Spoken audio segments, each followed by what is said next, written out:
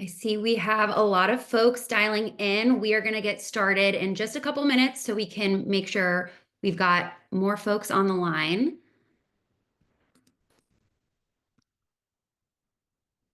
While we're waiting, if anyone wants to drop in the chat where you're joining us from, and if you're excited about Earth Month, that would be great.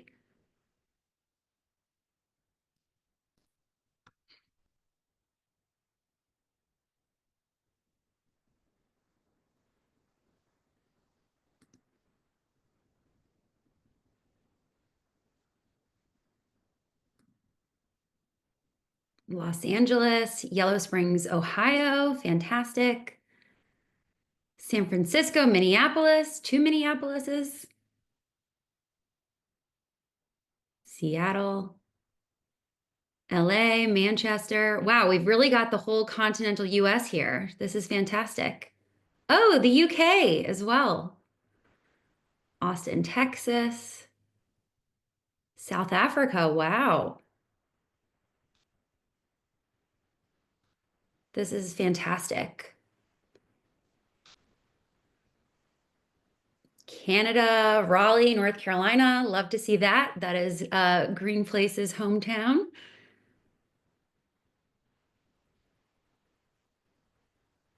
For those who are still just dropping in the call right now, we're going to get started in just a second. And we are just having everyone drop in the chat where they're calling in from.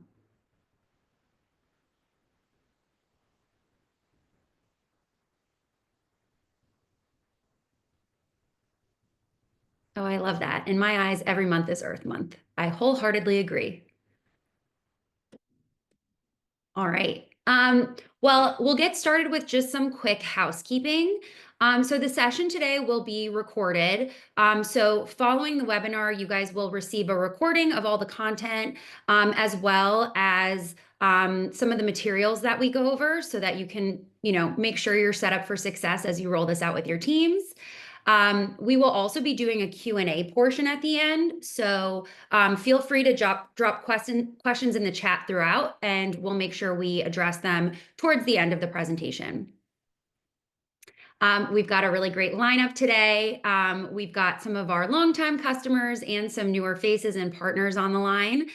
So we're really excited to talk about employee engagement as it relates to Earth Month, and how you can really drive real impact across your employee base over the next couple of months. So quick introductions on our side. My name is Tara Green. I'm the VP of Customer Experience here at Green Places. I've been here for 2 years now, and this is my 3rd year participating in Tiny Climate Acts. And I'm joined by an amazing panel of customers and partners. So first, I'll turn it over to Ellie Dawson to introduce herself. Thanks so much, Tara. I'm excited to be here today. My name is Ellie Dawson. I'm a partner in the Environment and Natural Resources Group of the law firm Crowell Moring, based here in Washington, D.C. Super excited to be here and to share my experiences with you. But just to caveat this, because I'm a lawyer, this is not legal advice. Nothing I say will be legal advice, and my comments are just my own and not on behalf of my firm or any client. Thanks so much for indulging me. Thanks, Ellie. We also have Leslie on from our partner CNaught. Hi, everyone. I'm Leslie. I am the head of product marketing at CNaught. We are the carbon credit partner for this campaign with Green Places. So yeah, I'm sure I'll explain more, but we are very excited to be a part of this campaign this year. And our top Tiny Climate Acts participant from last year, we've got Samantha Diaz on. Hi, I am Samantha with Reunion Marketing. I am a senior client success strategist on our customer success team. Fantastic. Well, we're so happy to have you all on today. This group brings a great set of perspectives that we'll make sure to talk about throughout this presentation. And so that brings me to our agenda. We're going to start with the why engaging employees in sustainability is good for your business. We'll spend some time talking about the Earth Month Action Plan, which is our campaign, Tiny Climate Acts. And then we'll reserve a good chunk of time for a conversation with our panelists to just hear from them about kind of what's going on in the space and how they think about engaging employees on this front. and we'll save time at the end for a live Q&A. So just a reminder, you can ask questions throughout, just drop them in the chat and we'll make sure to catch them all at the end. So just to kind of get started, we're going to do a quick poll to talk about what outcomes everyone is most excited to achieve or hoping to achieve this Earth Month campaign. So you'll see there's a couple of different options in there, more employee excitement, driving carbon reductions, boosting brand reputation, and other. So feel free to make your vote and we'll review some of the results.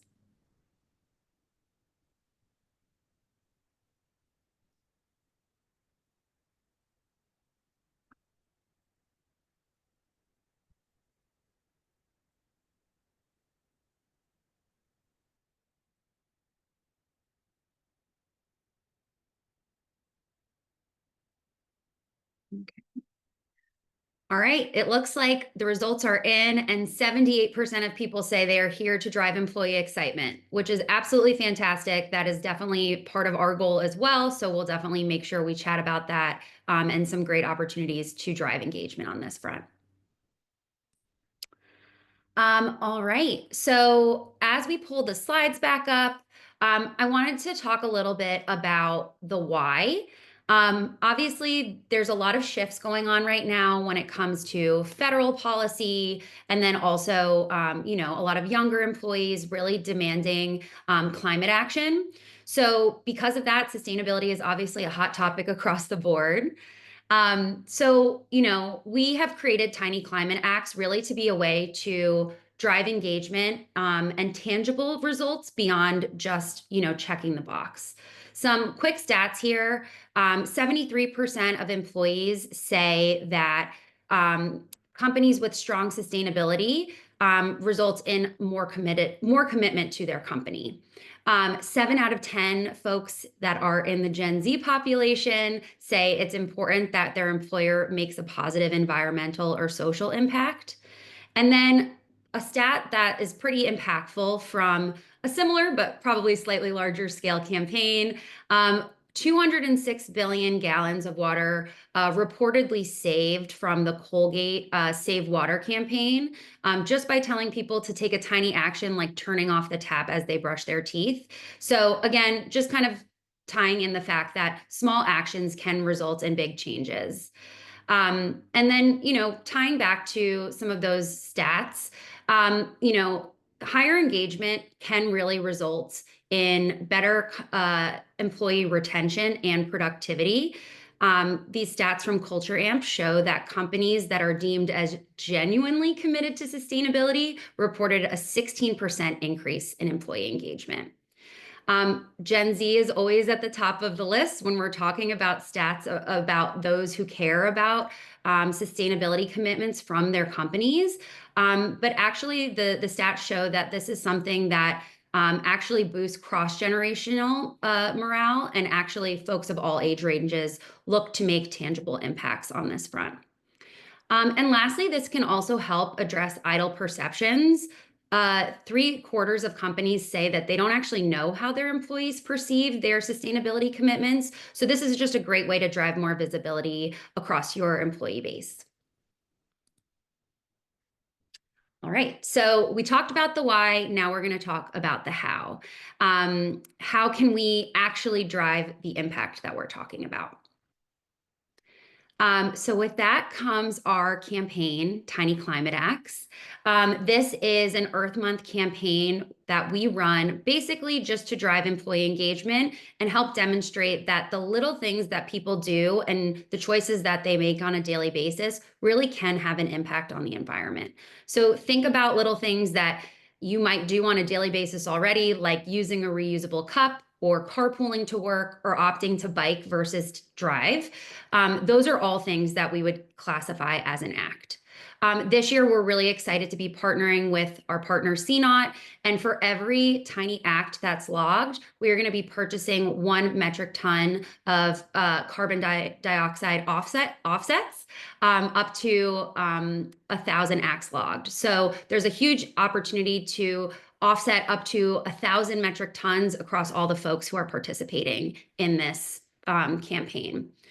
One thing I do want to caveat is the offsets that we are purchasing are not going to be something that offset your corporate carbon footprint as a business, but rather as a way to make an impact yourself as an individual. So the how is actually very simple. We have a microsite that is going to be launched on April 2nd. The campaign will run from April 2nd through April 22nd. And once it's up, you have the opportunity to sign in with your work email and actually create a team. You will easily just click a button that says new act, and you can log as many acts as you would like. We'll talk about Sam's experience in a little bit, but last year she logged over 100 acts. So no act is too small, and we definitely want to encourage a lot of engagement there. We will also have leaderboards, so we'll be able to track what teams are driving the most engagement, as well as which individuals have logged the most acts. You will also be able to track this on a company level. So if you want to, encourage some friendly competition amongst your teams, you certainly can. And then just to kind of put in perspective the impact that these carbon offsets that we're acquiring will make, 1 metric tons of CO2e is actually equivalent to about 3.5 one-way flights across the country. So, your little act will really have a big impact here. Even if it's as simple as swapping for a plant-based lunch, we will make sure that, we're purchasing that carbon credit, and it will have a huge impact on removing carbon from the environment. So with that, I'm going to pass it over to Leslie just to do a quick overview of some of the projects that we will be investing in as part of this initiative. Cool, thank you. Hi, everyone. And just for context, I'll dive into a little bit of what CNaught does and then dive into the portfolio that we're supporting for this campaign. So at CNaught, we sell carbon credit portfolios to companies and individuals who want to offset their emissions. And so we sell only high integrity carbon credit portfolios rather than single projects because we want to offer the easiest way for people to be able to purchase carbon credits in a science-aligned way. And so our portfolios are built to follow industry best practices, which are basically backed by organizations like University of Oxford and World Economic Forum. And the reason we do this is because portfolios allow for a range of benefits. Not unlike financial portfolios, they offer diversification, which minimizes risk and then also maximizes your impact. And so for this campaign, we are going to match every tiny climate act with 1 ton of our impact light portfolio. So you can see here that our impact light portfolio is diversified across 3 project categories with the allocations that are outlined on the slide here: emissions reductions, conservation, and nature-based removals. So some examples of some of these projects are in the emissions reductions category. For example, there could be a landfill that is leaking methane into the air. We have some projects that work to basically capture that methane, and that reduces the amount of emissions in the atmosphere. With conservation projects, we have an example here of a peatland conservation project in Indonesia, similarly working to reduce emissions with a nature-based solution. And then with nature-based removals, there's a few different types. You can see as an example, reforestation efforts in Mexico or mangrove planting in Pakistan. So every ton that we're matching through this campaign will basically go and support projects across all 3 of these categories. And I'm happy to, answer any questions about this too in the Q&A. Thanks, Leslie. So we are going to arm you with all the materials that you need to help kick off this program internally. There's a QR code on the screen where you can access this toolkit right away. But if you don't want to do that, no worries. We'll be sending it over as part of the follow-up. One of the things that we'll be including in there are visual assets, so links to flyers, logos, and example act cards you can use to share more information about the campaign internally. We will also be including communication templates. So this is a great way to kind of get the word out internally, whether it's through an internal email or Slack message. We even have some social media templates in there, really just to kind of spark conversation and get people thinking about this. One thing that we've seen work really well is hosting a kind of mini kickoff to introduce this to your employees. You don't need to schedule a dedicated meeting, but if you happen to have an all hands on the schedule, this is something you could dedicate a couple minutes to, just to kind of encourage that friendly competition. And then lastly, as I mentioned, there will be leaderboards. So this is a great way, again, to really just foster some teamwork. If you want to, have some of that competition between internal departments, this is a good way to do that. And then you can also use it to highlight the teams and individuals who are contributing the most. We do have some fun rewards and recognition on the docket this year. So even a bit of an upgrade from last year, which is exciting.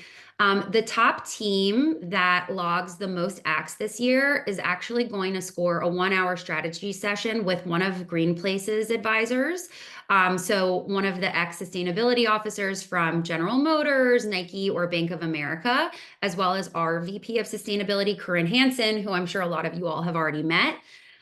So a really great way just to dig deep on opportunities to be more sustainable or think about your strategy. We'll also create a custom infographic capturing your total impact that you can use to share internally, externally, wherever you wish.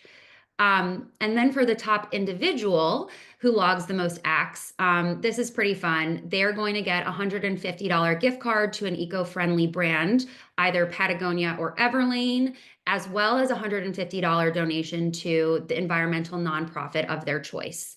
And we may even include some Green Places swag as well. So really great prizes on the line. But even if you are not the winner, everyone who participates really is a winner, because they are going to be making a meaningful impact just by logging the acts and getting the offsets in place. So important dates for you to know as we kind of wrap up this portion. Today is obviously March 12th. We are doing the workshop just to kind of introduce you to what's coming. The campaign will go live on April 2nd and run for 20 days through Earth Day on April 22nd. And then by April 30th, we will be recapping all of the results and recognizing the top teams. All right. And with that, we are going to be pivoting to our panel conversation. So let me just pull up my list of questions here and we can jump right in. All right. Ellie, I would love to start with you. We have seen a lot of changes when it comes to regulations in this space. So the SEC climate rule was put on hold. The EU is even scaling back the CSRD. But California is marching forward with their own climate disclosure laws. Can you set the stage on what all these twists and turns mean, especially for companies that are kind of figuring out how deep they want to go in sustainability? And I guess, in other words, if a company is not publicly reporting, how do internal efforts like this lay the groundwork for future compliance? Sure. So thank you. That's a really great question, especially in these really kind of turbulent times with regard to, everything, and ESG and climate is no exception. As to climate and carbon related accounting and reporting specifically, I really think the train has left the station. Even if certain regulations are in flux, the bigger companies are pressing forward voluntarily or to meet supply chain demands, or, as you said, California is still being litigated, but it does still have on the books this climate disclosure requirement. And private companies aren't off the hook either here, because again, with California is sweeping in private companies that previously might not have found themselves in scope of climate disclosure requirements, or they could also find themselves subject to requests from their suppliers or customers regarding their data. So, it really can starting now can really help with those grassroots efforts to position teams to handle those future mandates to the extent they become applicable, or even to the extent that companies ask you for more information. And just in terms of the benefit of those grassroots efforts, I can say from a personal perspective, the answer is yes, these really do help. when I'm asked about why I wanted to be an environmental lawyer in the first place, it really goes back to when I was a little kid collecting cans and newspapers and taking them to recycle. Seeds were being planted back then without me even knowing it. And I think the same goes for companies because, after all, companies are made up of individual employees and the actions they take. And people might not think they can make a difference given the challenges we face on a global scale, but just as, a company, which is a collective of employees, can accomplish business goals that individual employees can't, the same goes for sustainability objectives. So really small acts today can build momentum and awareness and help your team understand why you might be asked in the future to comply with a regulatory mandate or a request from a supplier or a customer. Absolutely. Yeah, that's super helpful. And we are certainly seeing the trend of the customer requests for supply chain data continue amongst our customer base and don't see that slowing down. So I agree wholeheartedly. Leslie and Samantha, I'd love to hear from you. Why does it make sense to focus on small, everyday climate acts? Can these campaigns really move the needle, whether it's financially or even culturally within a business? Yeah, I mean, I can weigh in. I would just honestly emphasize what Ellie already said. I think, the small acts lead to collective action. So I think with this campaign specifically, talking about the 1 ton of carbon that's removed or reduced in the atmosphere, that might seem small, but like you mentioned, it's the equivalent of 3.5 flights from LA to New York. But then also at the end of the campaign, that could total up to 1,000 tons of carbon removed or reduced in the atmosphere. So I think being able to show that tangible kind of collective action and impact with everyone definitely motivates the employees. I think culturally too, it just helps build that idea that every grain of sand counts, and how that really is that collective effort to move forward.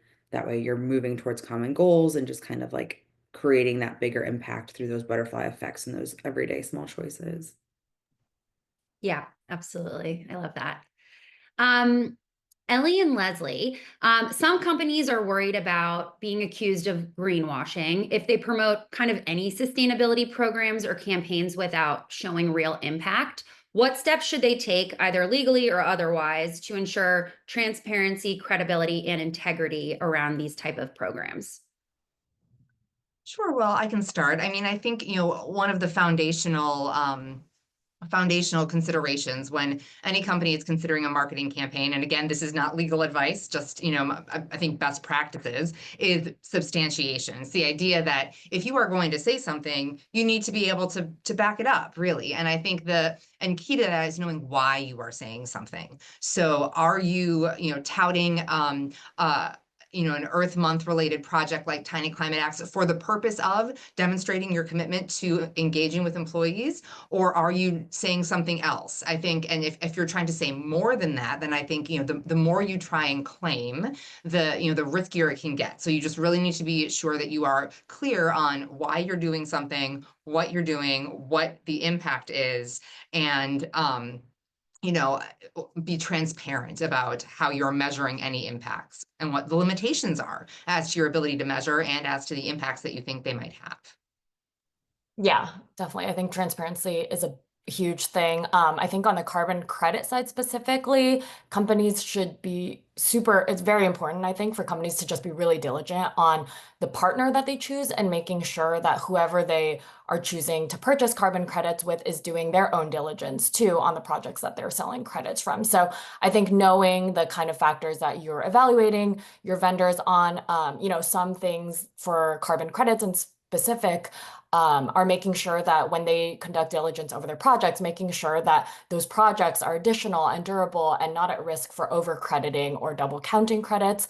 And also, I think, yeah, being transparent. So I think if you are properly doing that diligence, you should be able to, really share why did you choose that vendor? Why do you trust them? What is the diligence that you did and they did on their side? And then really communicate that regularly.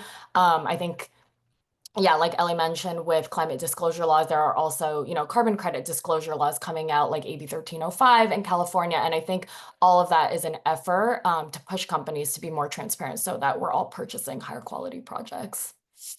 Yeah, and just following up on that with, one quick point is that, it's never a bad idea to run whatever campaign you're planning through legal. I know that my husband's in marketing. He doesn't always like to, to have to consult with legal on everything. And I think, not to make everything a legal problem, but in light of these increasing regulatory requirements, and we are, seeing an increase in litigation regarding what companies are saying about their products and their activities and how they are characterizing their operations. It's just not a bad idea to just kind of ground truth what you plan to say with, with your counsel to make sure it's not raising any red flags. Yeah, absolutely. Better safe than sorry. Samantha, so Reunion Marketing was our top participator of Tiny Climate Acts last year, despite being a relatively small company. What tactics and messaging did you find the most effective about getting people on board? And how did you navigate any skepticism about another company initiative? I don't think we took it as another company initiative, right? It really just became an idea of like some friendly competition, having just some daily reminders in some of our daily touch points with teams, and the interdepartmental staffing meetings that we have was just like, well, have you logged an act? Have you done this? What'd you have for lunch? That counts. And really just kind of making it that fun aspect, or calling out the behavior, right? So basically, someone bringing in their reusable water bottle and filling it up twice and being like, did you log that? Because that counts. You used a real glass instead of like a paper cup in the lunchroom. Like that counts today. Like let's put it on the board just to kind of like really make it fun and highlight those pieces that those everyday small actions really do make an impact on some level. For sure. And I'm sure you calling out some of the good behaviors people already had in place may have inspired other team members to think like, oh, maybe I should try that tomorrow. Right. Yeah. So it was really exciting. And then that just kind of led to bigger conversations or even small meetings between one-on-ones being like, this counts or that, or have you brought it up to your team yet? Just to kind of create that ripple effect and that wavelength to really make it reach more people.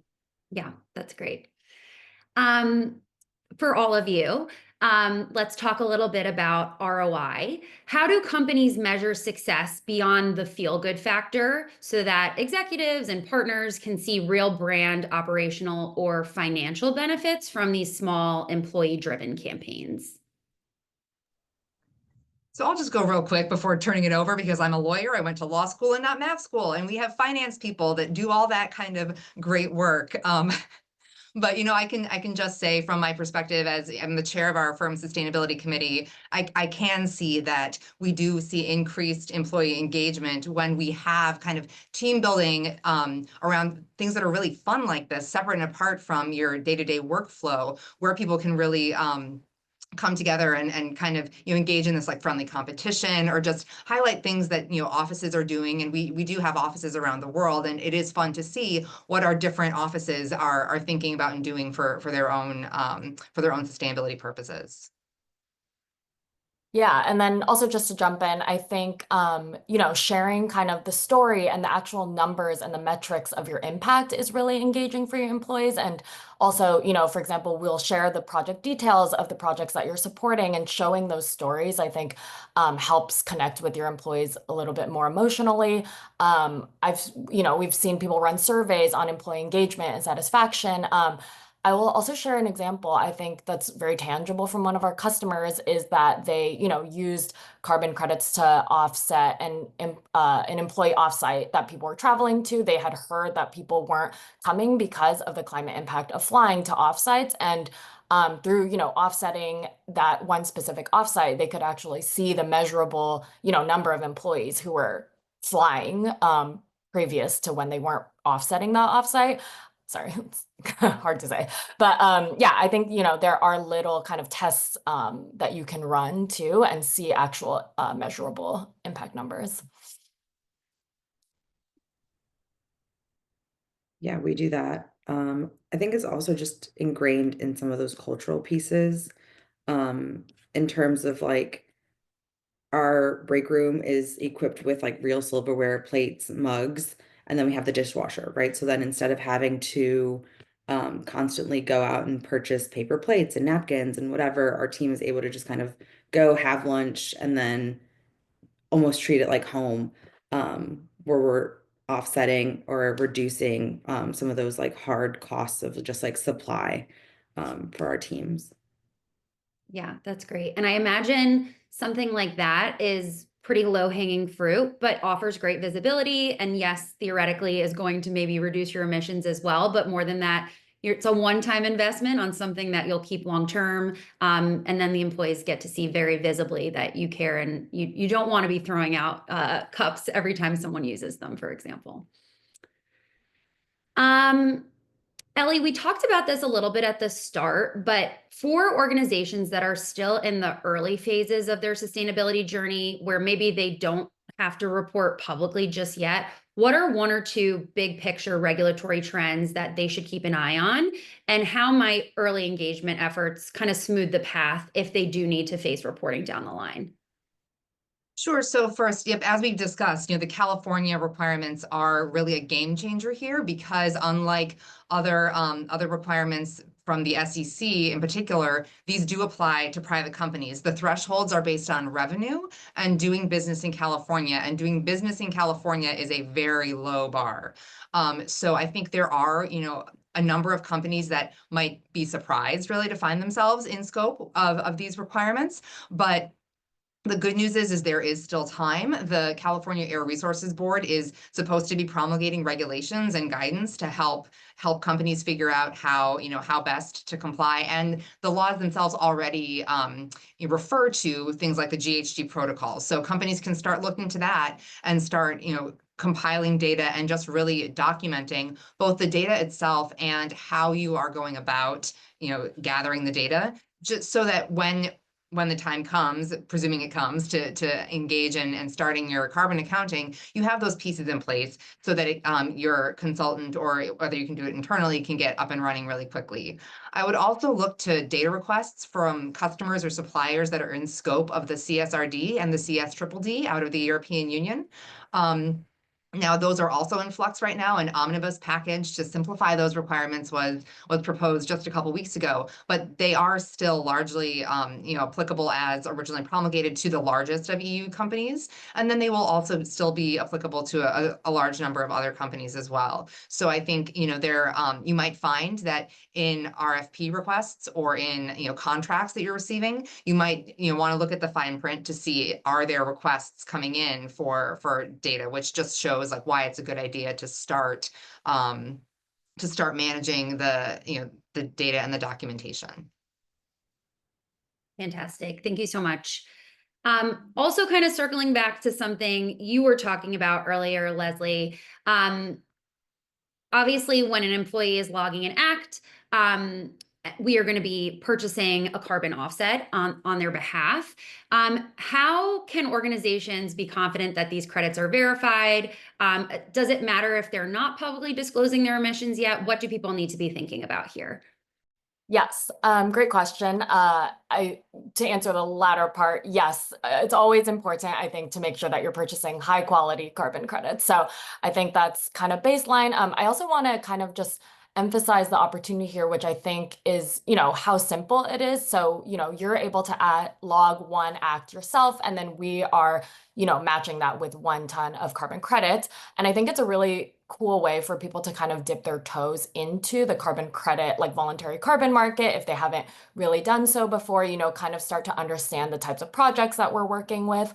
But on your question about like the diligence and how do people know that, these are high quality credits. I can go through CNaught's kind of diligence process, which are really, I would say, best practices for everyone who want to purchase carbon credits. So we follow kind of a 5-step best practices, which is first conducting your own internal due diligence. The second is verifying with third parties. There are rating agencies out there that are independent, so they're unbiased. The third I kind of mentioned before, but purchasing a portfolio of carbon credits, not just a single project.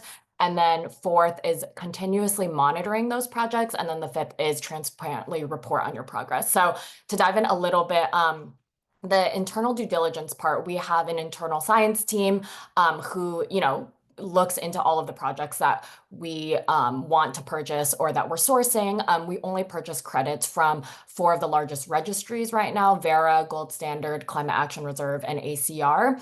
And then after that, we will confirm with third parties. So I mentioned some independent third-party rating agencies.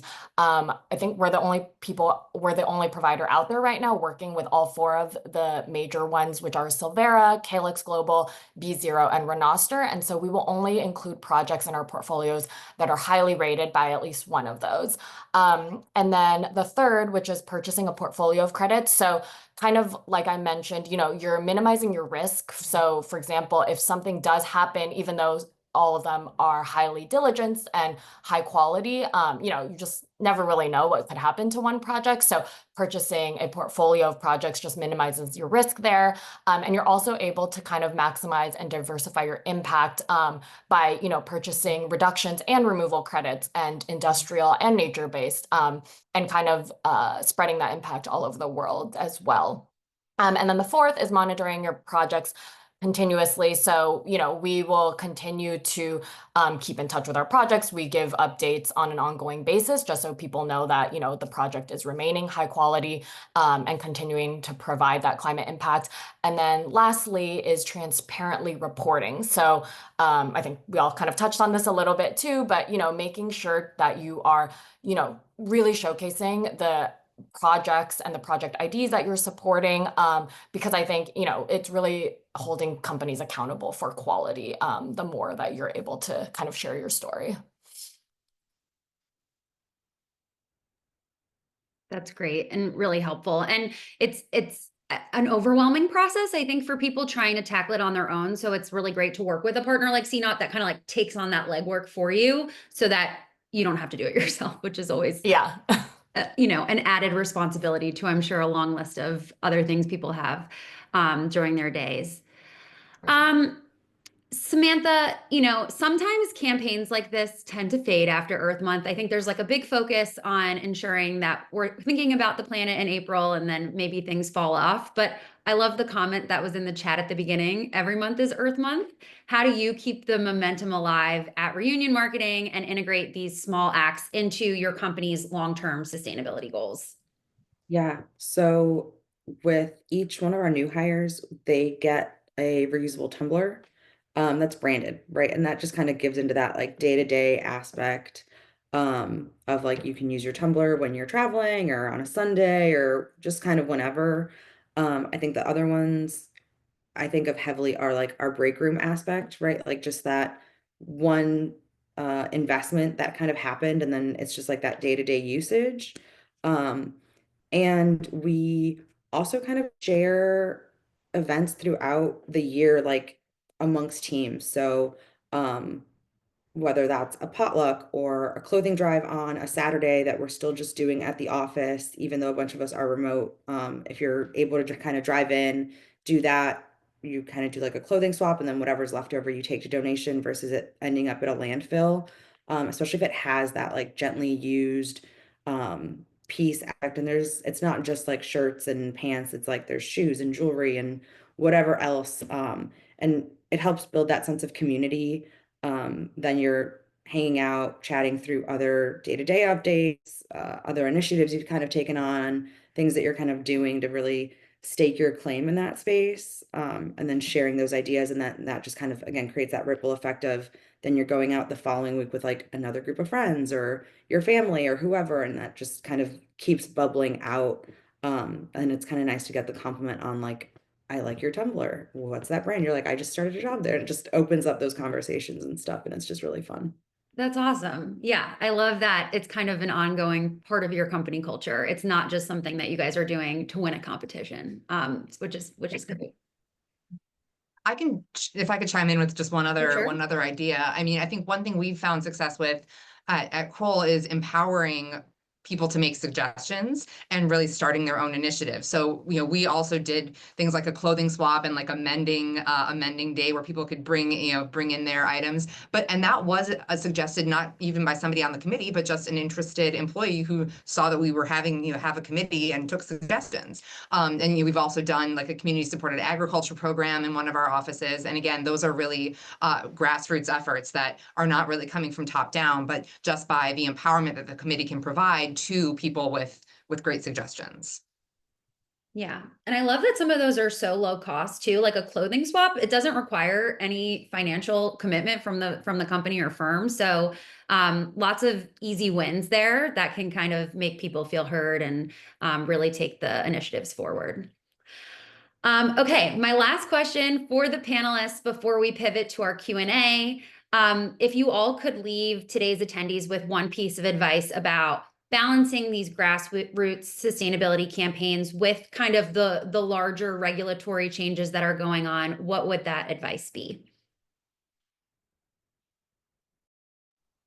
I can start.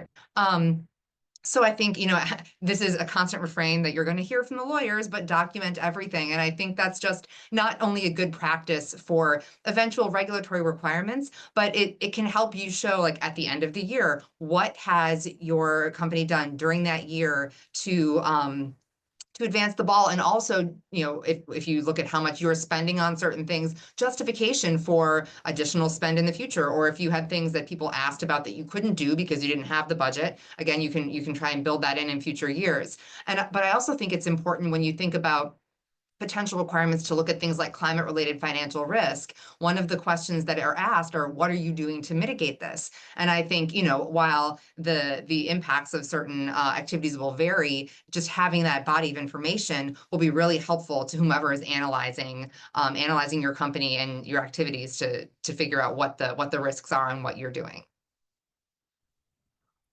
Yeah, and then just to jump in a little bit too, kind of similar. I think, tying your grassroots initiatives to some sort of business value that it's actually creating is really helpful for, keeping it sustainable as well too, making it last longer than maybe just a campaign. So, I think the example I gave earlier about the offsites offsetting, that kind of started as an employee initiative. I think they had a climate Slack group or something, so there were people at the company who really cared. But I think if you're able to show measurable impact, like more employees actually showing up to, the events that you need them to show up to, that is a way to kind of keep it going long term.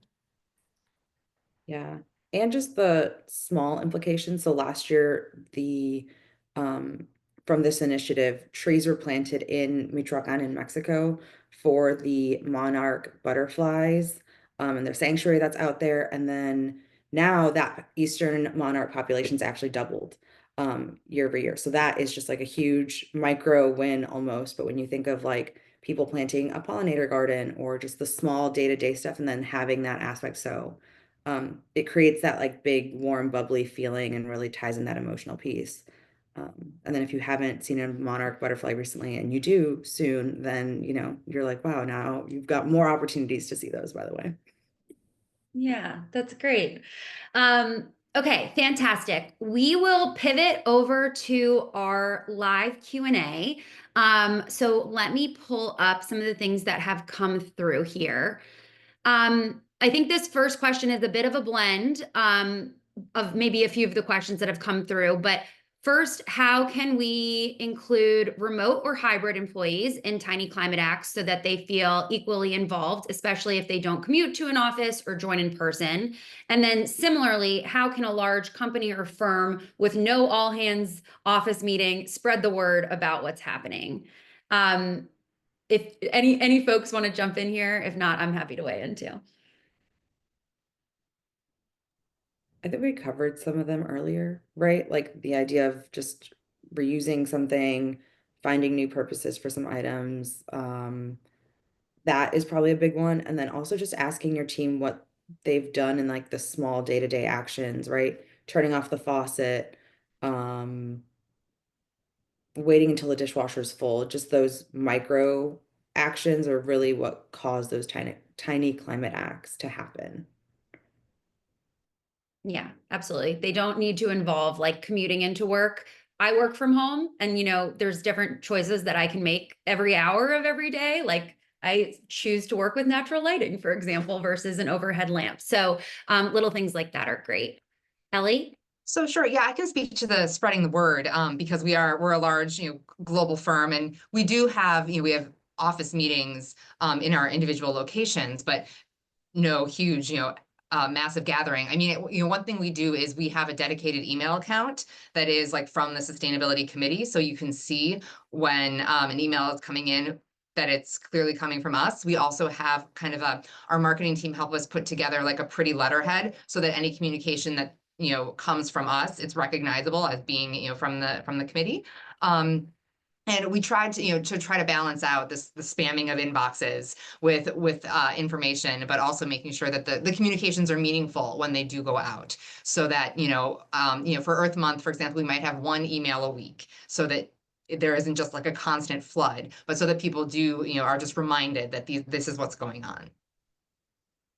Yeah, and just to add too, I think it could be a really cool opportunity for some sort of virtual team bonding event. Like I used to be on a remote team where we would all get together and cook the same meal over Zoom. And, you could do that with a plant-based meal. Or, I think there's other small ideas that you could use to kind of gather everyone together and do things at the same time, even virtually. Yeah, that's great. That's a super creative idea. And then regarding the comms piece, we're going to send out templates in the toolkit we're sending today. Absolutely take them, adjust them, put them on your letterhead, whatever you think is going to make the biggest impact. But we'll give you a starting point that you can send out to your team so you're not having to regurgitate everything we shared today and come up with your own messaging. Okay, next question. Is there a specific list of tiny acts for employees to select from, or is it fill in the blank? So it is kind of like a fill in the blank, choose your own adventure. You can really log any sort of act that is relevant to you and your experience. But we will have assets to kind of inspire people with some ideas. So, we talked about some things today, but like switching to reusable items, whether that's your coffee mug or your water bottle, eating a plant-based lunch, saving water by taking shorter showers or turning off the faucet while you brush your teeth. We'll have a bunch of ideas to kind of spark ideas. And then every year I've been pretty blown away with some of the things people come up with that I wouldn't have even thought of that really do, make an impact. So like I said, we'll give some ideas, but we also want people to come up with their own things as well. Okay. Would we be able to know which projects our team's acts or the carbon credits will support? Leslie, maybe you can answer that and speak a little more to the portfolio. Yeah, for sure. So definitely, by the end, I think once we collect all the acts and we, make those portfolio purchases, we will just be sharing kind of all of the project detail information. You will be able to see kind of beyond carbon benefits, even that the projects might have for their communities and biodiversity. And so we will be able to share all those details with everybody, along with, the exact amount of tons that your team was offsetting as well. I think we can work with the Green Places team too to kind of share some of the example projects that could be in that portfolio as well, if that's helpful for marketing for your getting your team on board.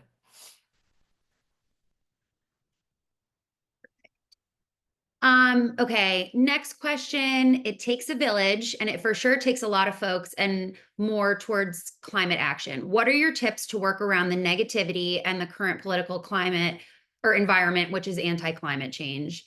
I think this is a trend we're all seeing right now. So would love Ellie, Samantha, Leslie, if you have any perspective on that. And I can also weigh in. Sure. So again, this is just me speaking personally and not on behalf of the firm or any client, because, I am in DC and we are kind of in the thick of it here. But I think, if you look at divorced from the federal statements with regard to policy on climate change, you look at the states, you look at cities, you look at other jurisdictions, you look at other countries, and you look at companies, they're still pressing forward. I think whether you message something as specifically targeted towards, having a climate impact, or just saving energy because that's a good thing to do, or saving water, or reducing your waste, composting, so that you're, you are reducing emissions, but you're also just, helping generally with regard to environmental issues, and helping a company's bottom line. I think that is, one way to really kind of keep momentum going, is, as others have said, tying things to the business objectives and the business values, and just knowing that, political winds do shift. But I think, companies are still within their rights to make goals and to press forward if they want. Yeah, same thing. Would double down on that, and the same business value and business case I think that I mentioned.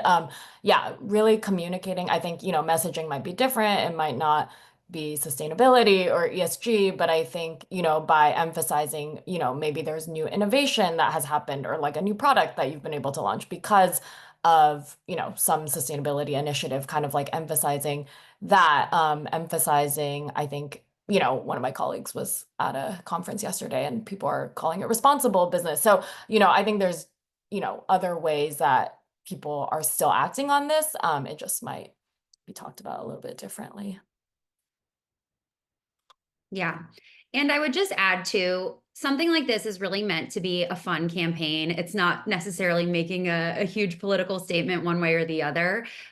So, if there are people who don't want to participate, that's totally fine. It's not something you need to mandate across your entire employee base, but it's great to just give the opportunity for people who may be interested. And again, very low commitment, just to log those little things that they may already be doing. Okay, and I think the last question that I see here is regarding the clothing swap idea. Any ideas for how to support this online or remotely? Yeah. So if you have Slack, you could obviously start a Slack channel or text message threads if there's like a handful of people that are just interested, or like a Facebook group, and you can post either what you'd want and somebody takes dibs or that kind of thing, and then you could do a shipping option. Or if you have teams that are kind of regionally located, right? It's an opportunity to get together, show face, just kind of like get to know your coworkers, whether they're on the same team, different teams, different departments, and just kind of build that relationship network internally, because you're always going to need a favor from somebody at some point, regardless of what you kind of do in your day to day. I think those are two really great options. And then if you know that you're flying out to go have a meeting, or just however you want to transport those items with you, it's just an option of like, you wanted these 3 shirts, I'm bringing them with you.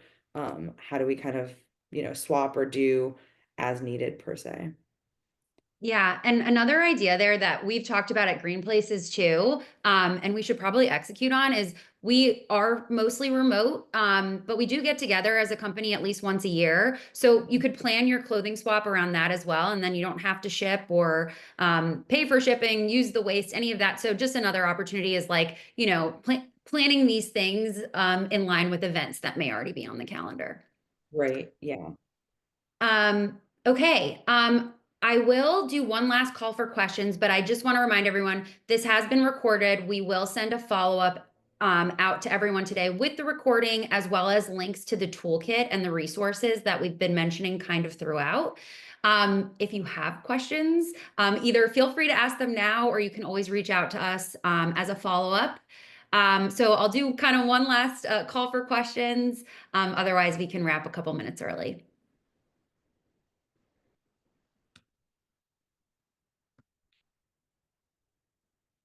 All right. Well, first and foremost, thank you so much to our panelists.